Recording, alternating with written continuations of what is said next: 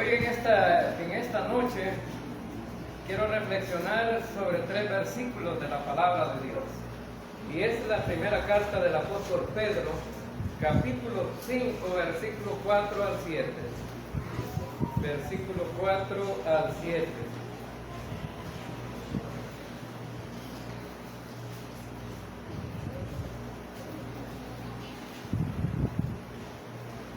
Y la palabra de Dios dice: igualmente, jóvenes, estad sujetos a los ancianos y todos sumisos unos a otros, revestidos de humildad, porque Dios resiste a los soberbios y da gracia a los humildes.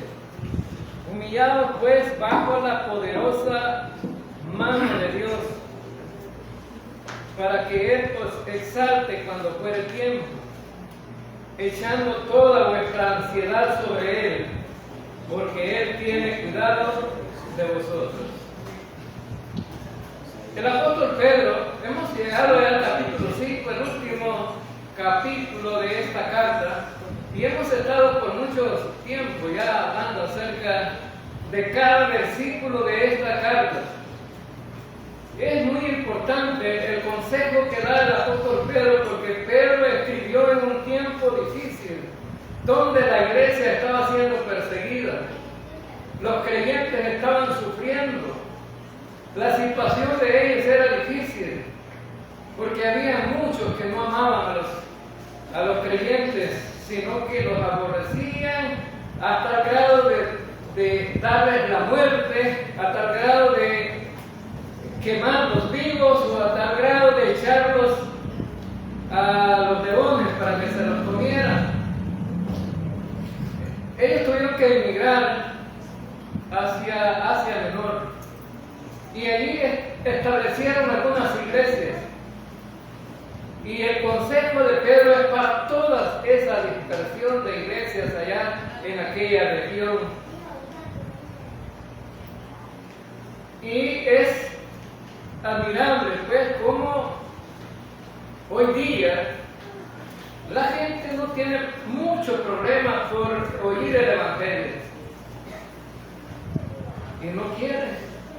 Y estos hermanos que estaban sufriendo, pues era su mensaje esencial en su vida. Ya vimos en la reflexión anterior de este pasaje algunos consejos muy importantes para la iglesia, para la vida de los pastores, para la vida de los ancianos de la iglesia y para su testimonio personal que debían de tener a pesar de las dificultades que estaban enfrentando.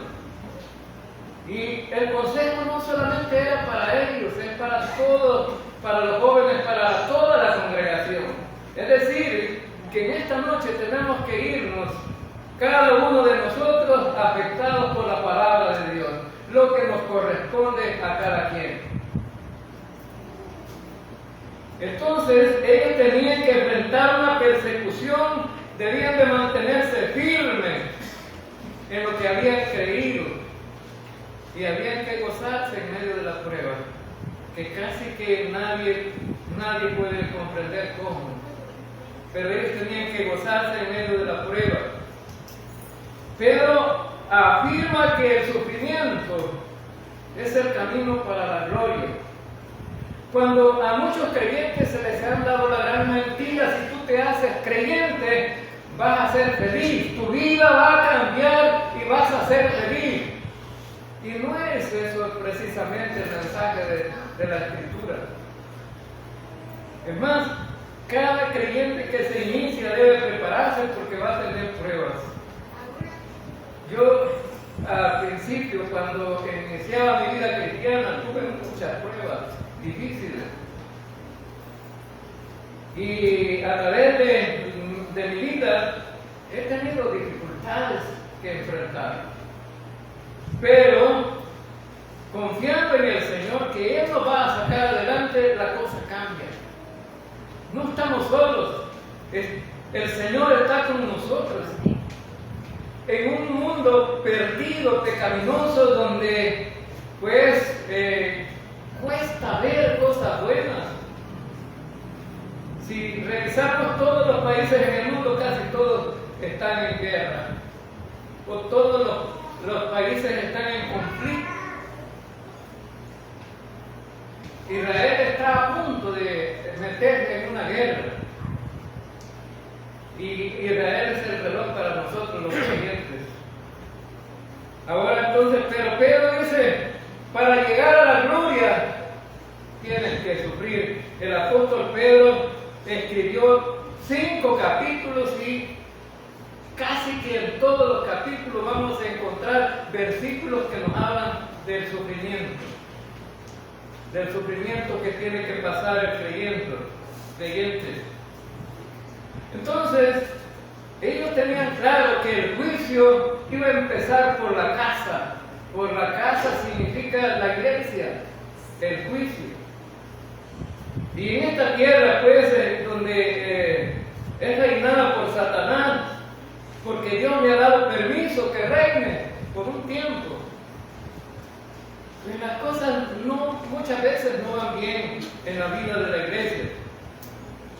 Pedro ha predicado ya en el capítulo 4, versículo 17, o ha enseñado a los hermanos de Asia Menor que la iglesia va a pasar por un juicio, por sufrimiento. Y algunas veces por la disciplina que puede poner el Señor a los creyentes, y algunas veces por la oposición que es Satanás en contra de la iglesia. Por eso era tan importante la exhortación para los pastores. Los pastores tenían de cuidar el rebaño, y eso lo vimos ya. Tenían de cuidar el rebaño. El pastoreo tenía que ver con esa sana doctrina, con esa palabra pura, sin mezclarle nada. Tenía que ser la palabra tal como está en la Escritura. Hoy vamos a ver que tantos mensajes equivocados, tanta gente hablando de la palabra de Dios, pero de una manera disfrazada. Estaba diciendo un predicador, hace algunos días estaba viendo un video de un predicador famoso en las redes sociales que estaba diciendo que nosotros somos pequeños dioses. Y cuando yo veo mi vida, veo a la vida de todos los seres humanos y decimos nosotros, ¿a dónde le llegamos a Dios nosotros? Para nada. No podemos compararnos con Dios. Pero este hombre dice, ustedes son pequeños dioses, porque dice, ustedes son hijos de Dios, por lo tanto, si Dios es el Padre, ustedes son dioses, pero como hijos. Eso es lo que escuchamos hoy día.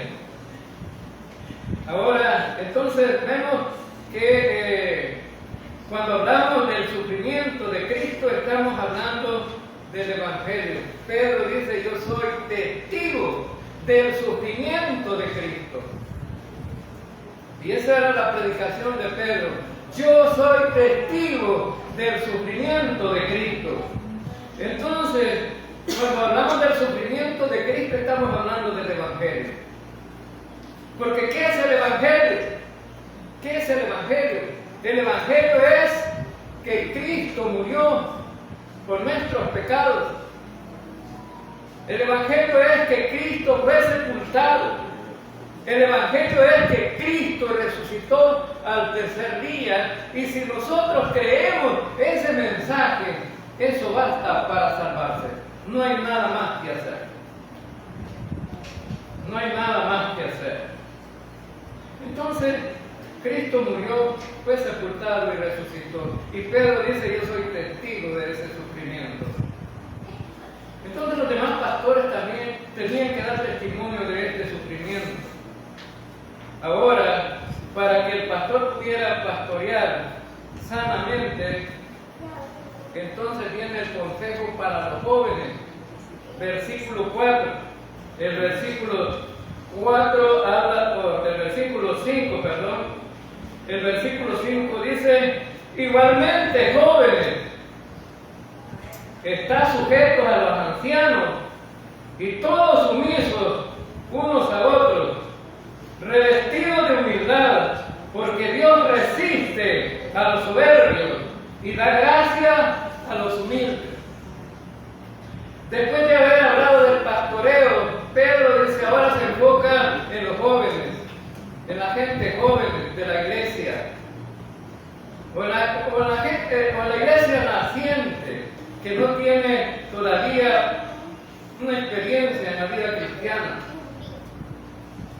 Y él dice que los jóvenes deben de someterse.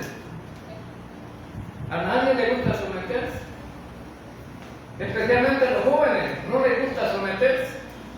¿Cuántos jóvenes han dicho, me voy de esta casa porque aquí no quiero vivir bajo el régimen de estos viejos? Muchos jóvenes han dicho eso, y esos viejos son sus padres. No quieren vivir sometidos. Y en la vida, es más, en la vida secular o donde no son creyentes, la gente vive como quiere. No se someten a los padres. Pero para los creyentes, el consejo que está dando el apóstol Pedro aquí, a través de, inspirado por el Espíritu Santo, bajo la línea recta de la palabra de Dios, está diciendo, jóvenes, se someten. Y ahora se someten, si los jóvenes no se someten a los padres, mucho menos van a querer someterse al pastor. Y ahora aquí está dando el consejo, sométanse al pastor, a los líderes espirituales. Ese es el consejo que está dando aquí. Jóvenes, están sujetos a los ancianos. Cuando hablamos de ancianos aquí, está hablando de los pastores de la iglesia, porque ya hablamos en el versículo 1 al 4 de los pastores. Y la enseñanza continúa después del versículo 4 al versículo 5. Está diciendo que deben de someterse a los ancianos, deben de ser sumisos también unos a otros. Ya cambia otra dirección, ¿no? Primero los jóvenes. Entonces nos podemos preguntar, ¿por qué es que los jóvenes son exhortados a someterse? Porque aún dentro de la iglesia, los jóvenes, los creyentes, tienden a ser rebeldes. Tienden a rebelarse. Los jóvenes lo saben todo. Lo saben todo. Los jóvenes no necesitan que nadie les diga nada porque dicen, ya lo sé, yo todo lo sé. Mi nieta apenas tiene 9 años, no ha cumplido 10. Grande que es, pero todavía está bien, mente de niño. Pero ahora van a estar diciendo, este celular no me sirve, está quemado. No le digo yo, no está quemado, está descargado. La batería no te está funcionando, o el cargador no te está funcionando, pero no está arruinado. ¿Cómo no? Y entonces se le mete esa cuestión de que está quemado. Y entonces le digo, no. ¿Y es por qué? Porque eso tiene tendencia a la rebeldía. Y así hay muchos jóvenes dentro de las iglesias. Dentro de las iglesias todavía no necesitan cambiar su forma de pensar, su carácter, su conducta. Los padres siempre tienen la razón. Los pastores también tenemos la razón. Podemos dar el consejo para ustedes a través de la palabra de Dios. Y por eso, en un tiempo de persecución, si la iglesia no estaba bien organizada, no era bien administrada, la iglesia iba a ser un caos. Cada quien iba a andar por su lado. Y ahora Pedro está ordenando. Y dice, pastores, pastoreen el rebaño. Pero a los jóvenes dice, sométanse a los pastores, a los ancianos. Entonces, cuando un pastor ahora aquí dentro de la congregación, o los líderes espirituales de la congregación dan el consejo para los jóvenes, entonces los jóvenes deberían de someterse. porque casi siempre les aconsejamos con la palabra de Dios. Ahora, y fíjense bien que esto de la rebeldía de la juventud ha sido por miles de años. Bueno, desde que se rebelaron ahí en el jardín del Edén, ¿verdad? Pero sabe que este mentado filósofo griego escribió hace 2500 años, escribió una frase, se la voy a leer. Entonces los jóvenes, o la juventud de hoy, dijo este hombre, la juventud de hoy ama el lujo. ¿Tenía razón Sócrates? Sí, si los jóvenes no quieren andar de esos zapatos burros, usted. Los jóvenes solo dicen, quiero un Nike quiero yo. Y esos zapatos valen más de $100. El primer par de zapatos que yo me puse a los 14 años, me costó comprarlos, unos zapatos burros a dos de cuero, porque antes me habían dado chuñas sin zapatos. Y iba a la escuela sin zapatos, toda mi vida de la escuela fue sin zapatos. Y resulta que el primer día que me los puse, los andaba cuidando tanto y se me mojan.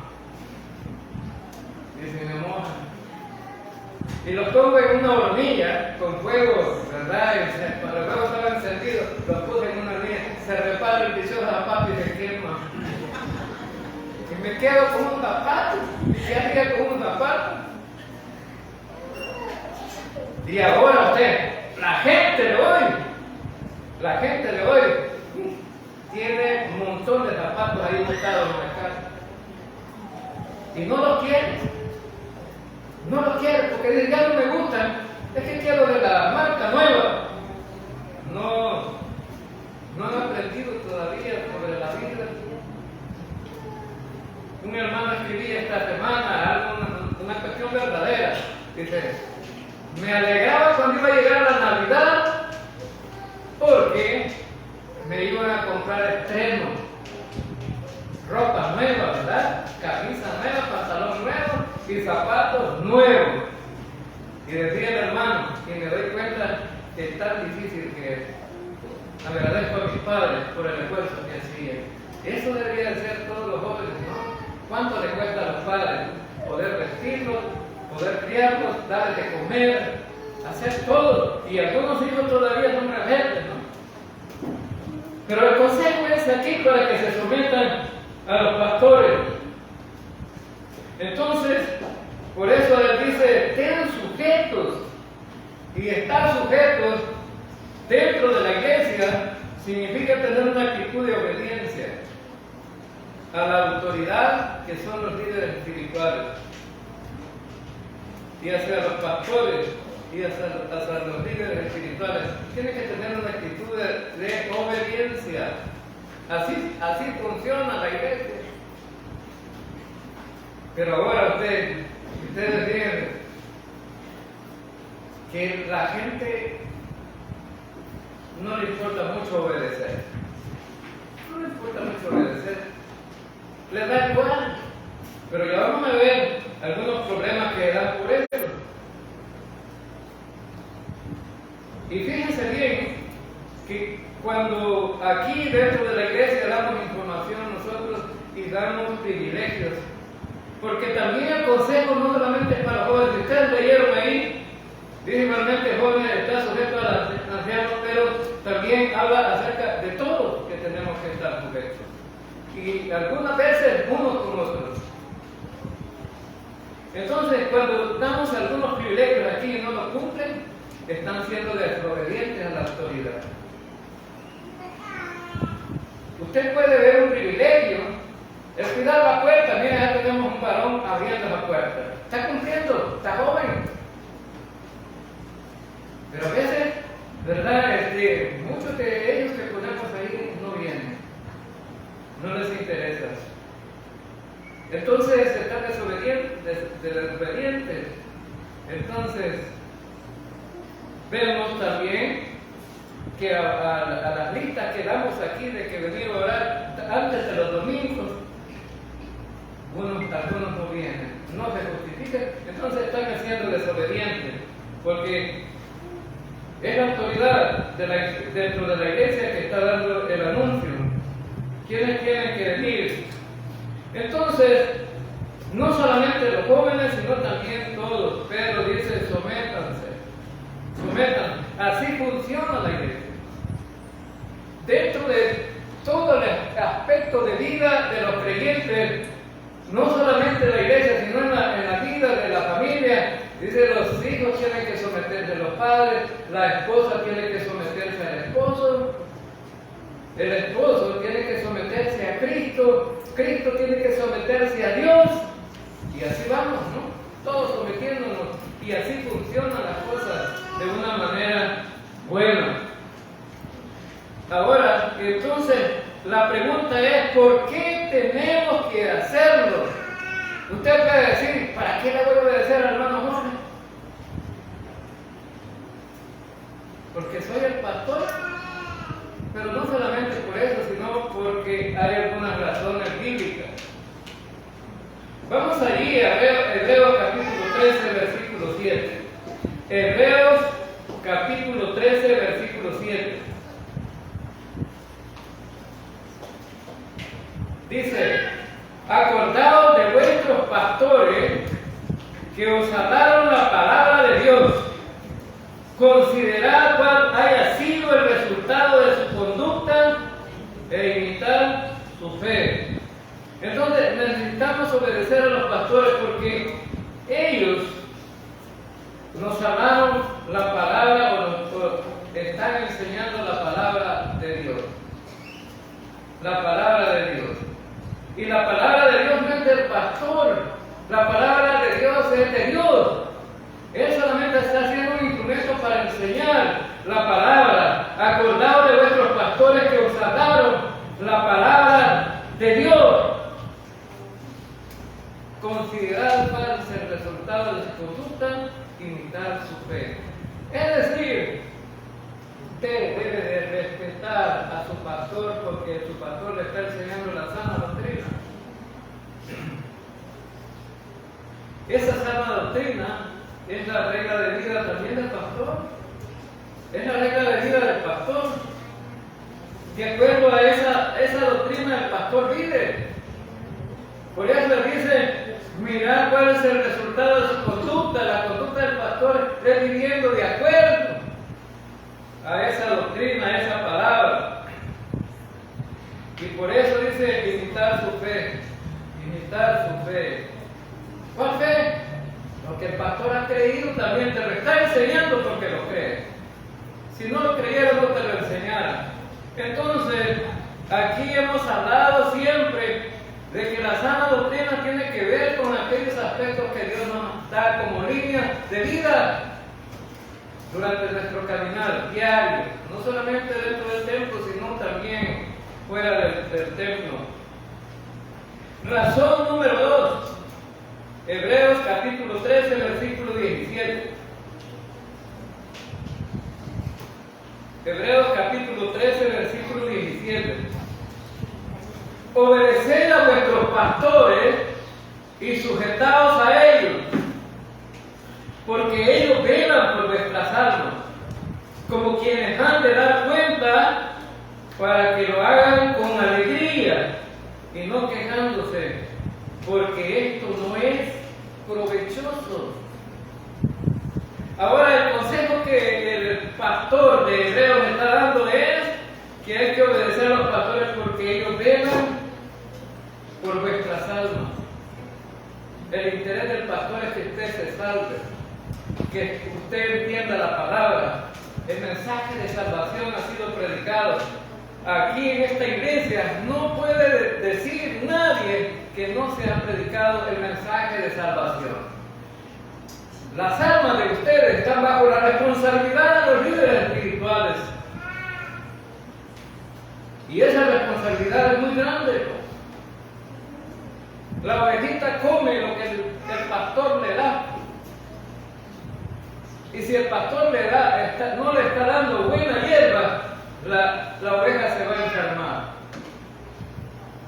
Entonces el interés del pastor es alimentar bien al rebaño porque está velando por esas almas. Imagínate, un día nos vamos a presentar delante de Dios los pastores porque vamos a dar cuenta de ellos, de ustedes. Pero nosotros les pedimos a ustedes algo más fácil, el trabajo. Sométanse. Algo más fácil, el trabajo del pastor, sometiéndose. Dice que vamos a dar cuenta para que lo hagan con alegría. Es decir, si nosotros nos facilitan el trabajo, vamos a estar alegres los pastores. ¿Y cómo facilitar el trabajo, hermano pastor? Venga a los estudios bíblicos. Allá en su casa no podemos llegar para darle el estudio porque no son una ovejita que estamos pastoreando, son muchas. Venga a las predicaciones, venga a los estudios bíblicos, venga a las actividades de la iglesia, involúcrese, porque nosotros vamos a dar cuenta de ustedes. Imagínate, en el tribunal del gran trono blanco, un día van a dar cuenta todos los que vayan ahí. No vamos a ir nosotros ahí, porque allí van a ir solo los que van a ser condenados.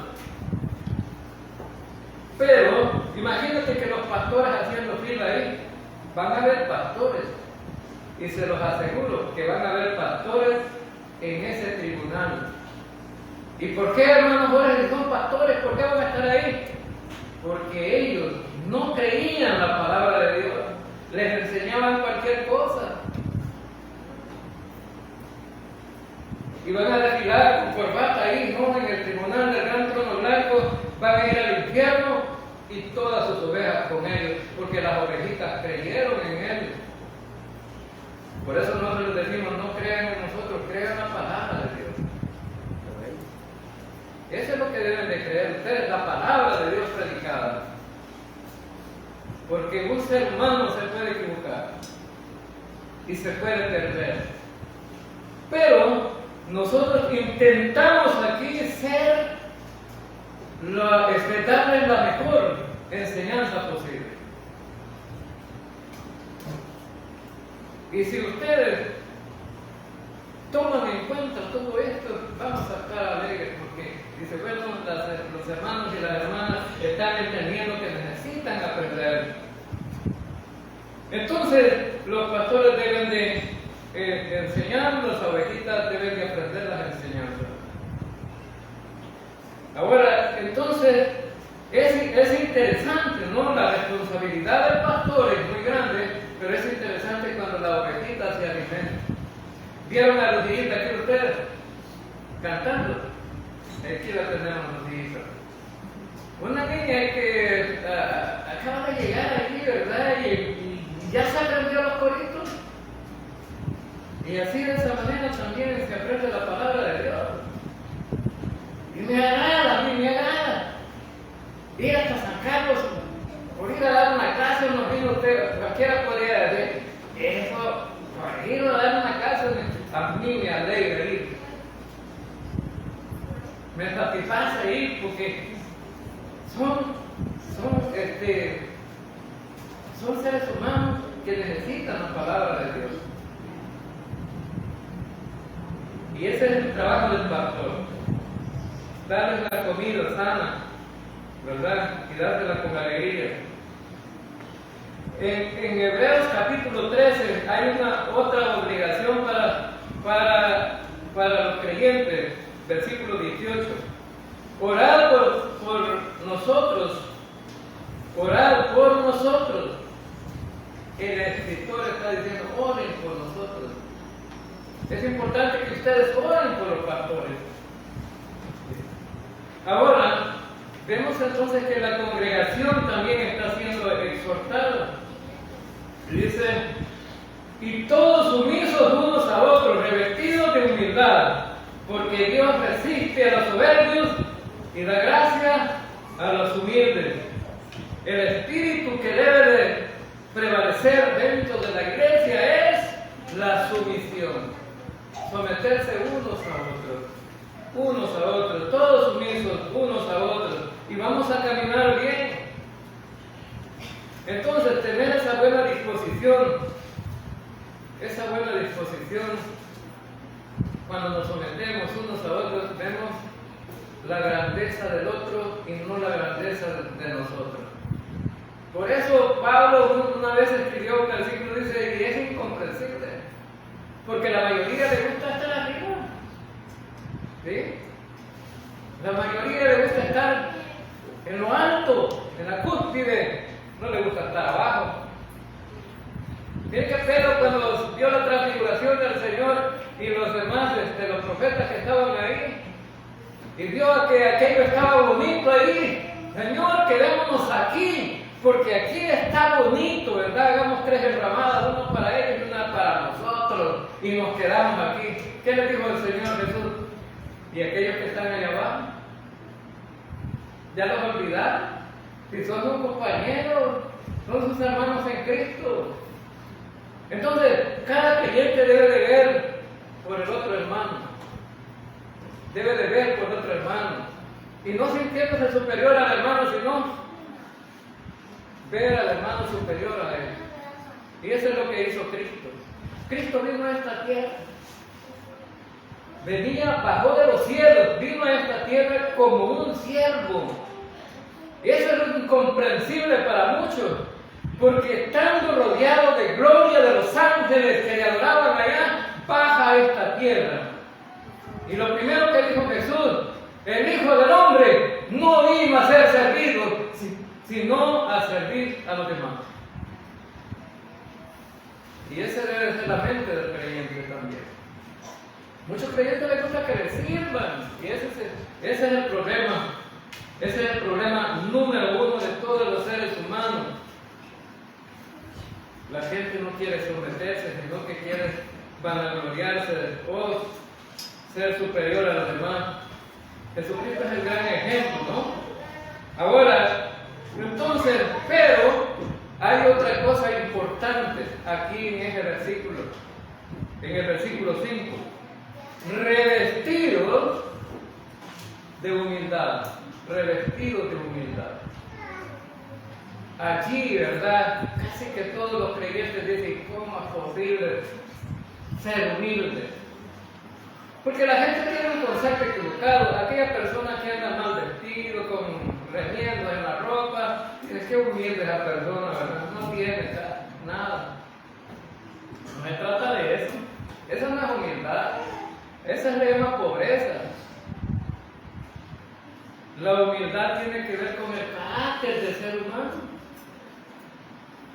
¿Sí?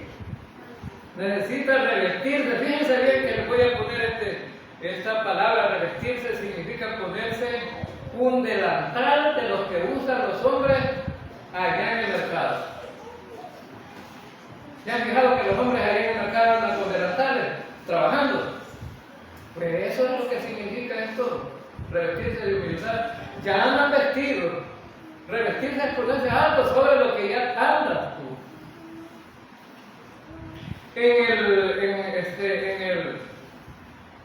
En Egipto, la palabra para revestirse que usaban ahí es cuando el río estaba seco.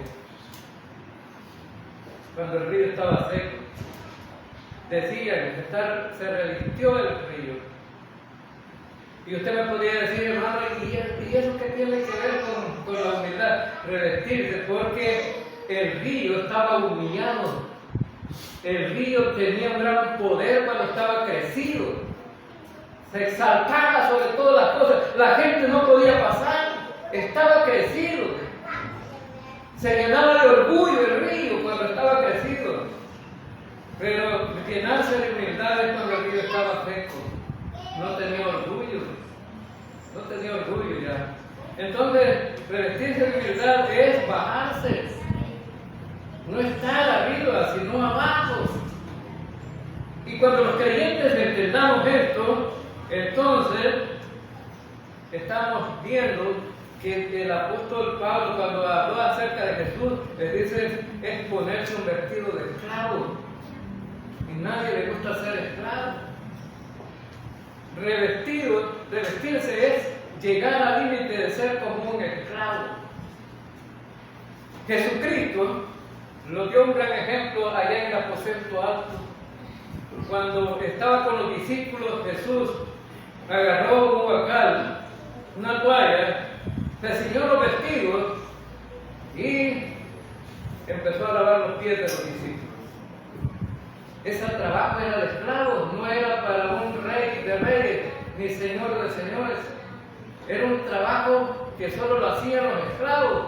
Y Jesús lo hizo para enseñarte que necesitamos también nosotros aprender de Él a ser humildes. Ahora entonces, ser humilde es tener claro lo que yo soy delante de Dios. Hermano, si tú te vas y piensas, ¿qué soy yo delante de Dios? ¿Qué pensarías tú de ti? Yo diría, soy tremendamente lo más débil y más ruin que hay en el universo, porque no me puedo comparar a Dios. Dios está sobre todas las cosas. Eres el Rey de Reyes, eres Señor de Señores. Y nosotros estamos abajo. Cuando te miras a ti mismo, dices, yo estaba listo para ir al infierno. No era nada. Estaba listo para ser condenado, ser juzgado y ser culpable delante de Dios. Y todo lo que tenemos, hermanos, ahora es por la gracia de Dios. Si no fuera por la gracia de Dios, no seríamos nadie. Pero ha sido por la gracia de Dios. Ahora, entonces, también dice que la humildad te permite verte a ti mismo comparado con la gracia de Dios. Entonces, ¿por qué es tan importante esto, hermanos? ¿Por qué es tan importante? Porque dice el versículo que leímos, porque Dios resiste a los soberbios y la gracia a los humildes. Por eso es tan importante. Entonces Dios no quiere gente soberbia, no quiere gente soberbia. Esos que son soberbios son enemigos de Dios. Dios resiste a los soberbios. La palabra resiste significa como cuando los militares van a pelear con otro ejército. Ellos se ponen en una línea de combate y dicen, vamos a resistir hasta lo último aquí, vamos a pelear. Entonces Dios resiste como un soldado que está en contra de aquellos que no están haciendo su voluntad, que son soberbios. Entonces es importante comprender esto. Dios resiste a la soberbia, porque sabe que Dios odia a la soberbia, odia el orgullo.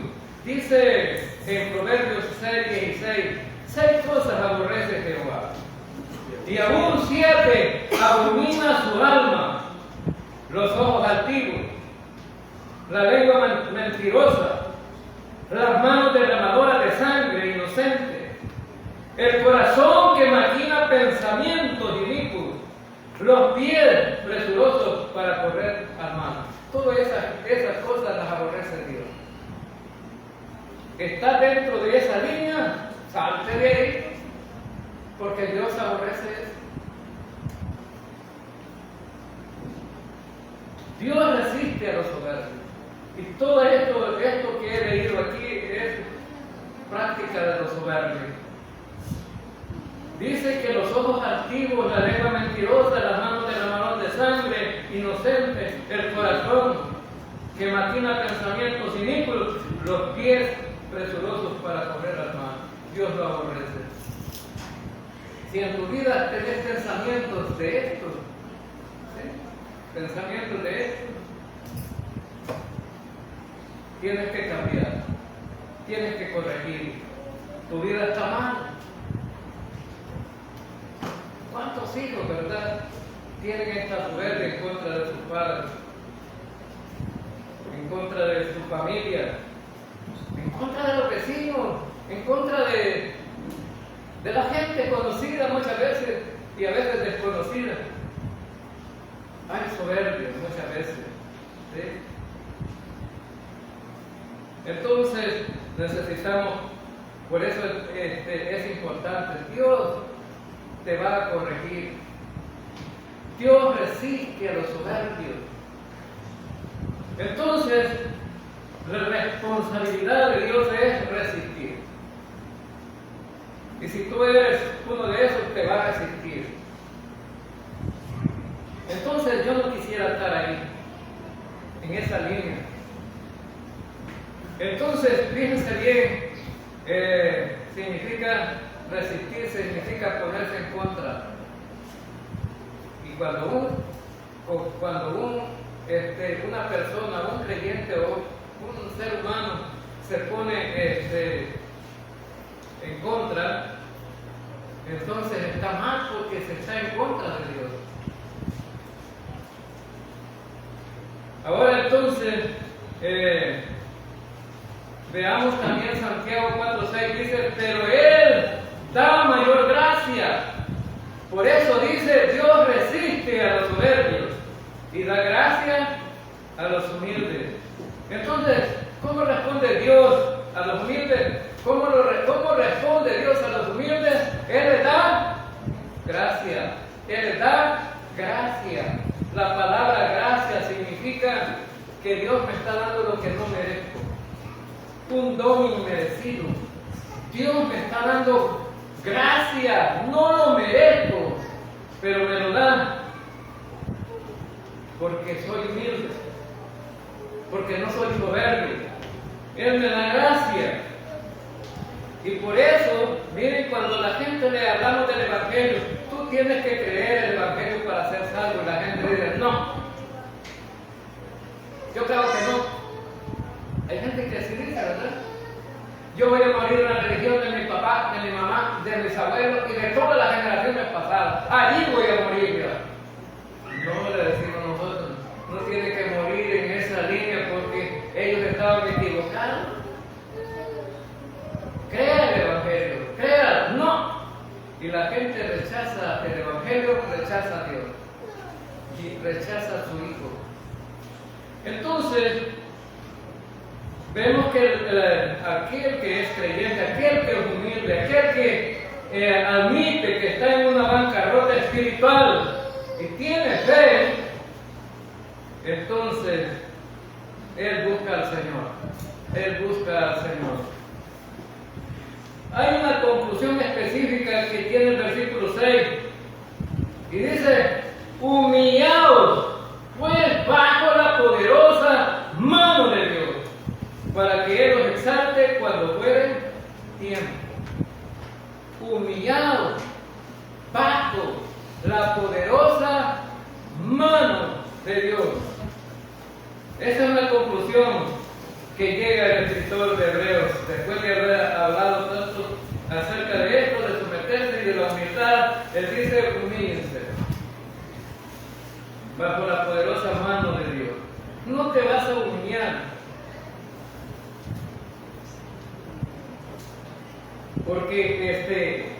porque verdaderamente no tiene importancia, porque la importancia que tiene es que quien te va a humillar es Dios. No va a ser el pastor. Humillado pues bajo la poderosa mano de Dios. Entonces, ¿qué significa eso de humillarse bajo la poderosa mano de Dios? Entonces, eso significa que Dios es poderoso. Es poderoso. Y aquellos que son orgullosos los doblega. Los doblega. ¿Recuerdan ustedes en Egipto? ¿Quién era orgulloso ahí en Egipto? El faraón. Le decía a Moisés: tienes que dejar ir al pueblo. Dios dice que si no lo haces te va a dar una plaga. Te va a enviar una plaga. No, decía el faraón. Si nosotros tenemos dioses aquí que van a contrarrestar esa plaga, somos poderosos, decía el faraón. Les mandaba la plaga de sangre en el agua, no podían tomar agua, ¿verdad? Qué difícil es cuando no hay agua, cuando no se puede tomar agua. Y ahora que tenemos agua y podemos tomar, tomemos bastante, hermano. Porque va a llegar un momento que los médicos te dicen, ya no puedes ni tomar agua. Ahora, entonces, le mandaron una plaga y de repente decía, mandaron a llamar a Moisés, dile que quita la plaga, que voy a obedecer. Le quitaba la plaga y se reía de Dios. Y de ahí le mandaba otra plaga, hasta que al final le quitó los primogénitos. Dios resiste a los soberbios y la gracia a los humildes. Este faraón tuvo que humillarse, dejar ir al pueblo y había sido derrotado con 10 plagas que le mandó. Y esas plagas fueron el resultado del gran poder de Dios. Hermanos, ese hombre era poderoso, el faraón. Tenía dinero, tenía poder militar, político, tenía poder de todo. Pero Dios lo doblegó. Ahora piensa en ti. ¿Qué poder tienes tú? ¿Crees que Dios te puede doblegar si eres soberbio? ¿Crees que Dios no puede humillarte? Dios puede. Si no eres congruente con tu vida cristiana, Dios puede. Dios resiste a los soberbios y da gracia a los humildes. Humíllate bajo la poderosa mano de Dios. Entonces, si no nos humillamos, hermanos, si humilló al faraón, humilló también al rey de Babilonia. Ese rey de Babilonia es quizás la ilustración más concreta de cómo Dios humilla al soberbio. Había soñado este hombre que había tantas maravillas, todas las cosas que podían hacerse. Y le dijo Dios, le prohibió Dios que dijera que era producto del esfuerzo de él. Dios le dijo, no lo digas, porque el día que lo digas Dios te va a castigar, le dijo Daniel. Pero un día se levanta, se queda viendo a todo lo que había construido y dice, esta es todo lo que yo he podido crear. Inmediatamente fue doblegado, fue convertido en un animal para que fuera a comer 7 años pasto como los bueyes. Imagínate lo que Dios puede hacer. Humíllate bajo la poderosa mano de Dios, porque si no, Él te va a humillar. Entonces, ¿qué es lo que Dios quiere lograr con todos estos versículos que hemos estudiado? Bueno, también dice el versículo 6, para que Él te exalte cuando fuere tiempo. Entonces tú tienes que ser humilde para que Él te exalte cuando fuere tiempo. ¿Cuándo será esto? Cuando Cristo regrese. Va a llevar a su iglesia. La va a llevar al tribunal de Cristo. Allá en el tribunal de Cristo todos vamos a ser evaluados. Y Dios va a enseñarnos en qué fallamos y en qué estuvimos bien. Y todo aquel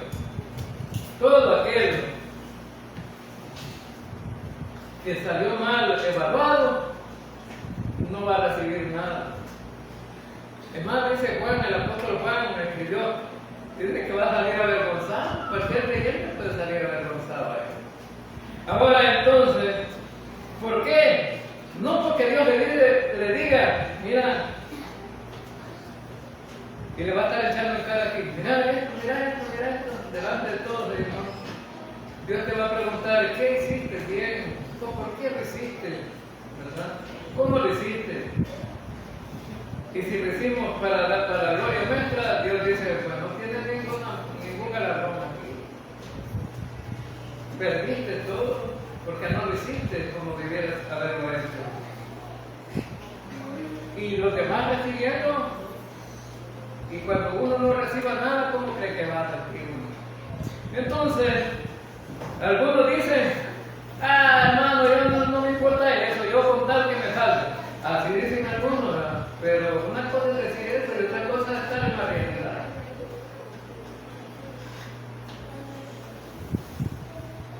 Algunos dicen, yo no importa que sea si Dios me da una corona que sea pelona, o que me dé una corona, porque algunos tienen la idea de que van a haber muchos diamantes sobre la corona por aquellos que fueron fieles, ¿verdad?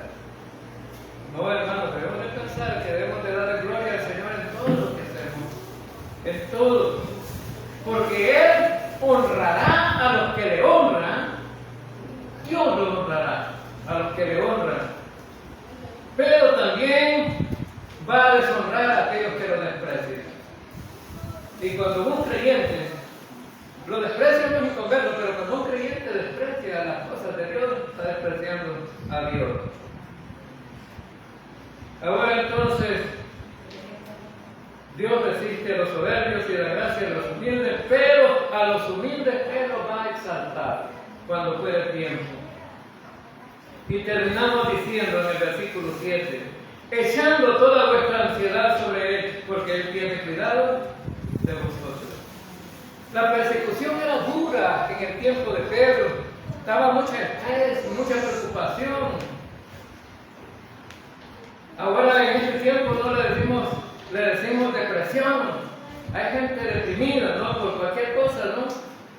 Pero en el tiempo de Pedro era lógico pensar de que pues dejaste tu casa, muchas veces te persiguieron para matarte, te salvaste de, ¿verdad? Porque Dios te cuidó. Andas en una tierra que no es la tuya y andas como refugiado. Esa palabra casi no me gusta mencionar, refugiado. Cuando yo vine aquí a Chapertique, refugiado me decían. Allá anda refugiado, mi madre, mi hermano. Casi que no me gustaba, ¿verdad? Pero era cierto, no era mi ciudad. Ya tengo 37 años de vivir aquí. Ahora es mía, de la Quintero de Chapertique. Ahora entonces, vemos aquí, en el versículo 7, que dice que necesitamos echar nuestra ansiedad sobre Él. ¿Por qué? Porque todo lo que nos produce estrés, todo lo que produce preocupación, todo lo que producía estos hermanos que andaban huyendo, era evidencia de que pues ya no podían más, estaban colapsando en la vida como creyentes. Y Pedro les dice, no carguen todo lo que están cargando, descárguenlo, echen toda la ansiedad sobre Él. La palabra echar en el griego significa poner sobre otro. Entonces, hermano, cuando tú estás preocupado, cuando tú estás deprimido, cuando tú tienes problemas, cuando tienes situaciones difíciles, ese es el consejo que da aquí la palabra de Dios. Échalo sobre el Señor. Échalo. No lo cargues, porque si lo cargas, no vas a poder salir solo. La palabra que nos dice aquí, echando vuestra ansiedad, muchas veces no es obedecida, y cuando no es obedecida, eso significa que eres desobediente a Dios. Y si eres desobediente a Dios, la cosa no va a estar bien. Échalo sobre el Señor. Él te dice que Él lo va a cargar. Pero no hay que ser como Don Lito, ¿verdad? Don Lito Dubón. Don Lito Dubón se ponía unos tercios de leña así, grandísimos. Y desde que se los ponía en la espalda no los tiraba, porque si no, no los volvía a poner a la espalda. Él se lo ponía en un cerco de piedra, allí armaba el tercio y se lo ponía en la espalda. Y entonces a veces iba con el tercio así y lo encontraba gente que llevaba carro y le dice, Nolito, tira el tercio ahí sobre el carro y súbase. Lo vamos a llevar la leña. Y Don Lito se subía al carro con el tercio de leña en la espalda, iba en el carro agarrado de sí y el tercio sobre la te bajaba el motorista y ¿por qué no lo tira ahí? No, es que tal vez pesa menos a ti.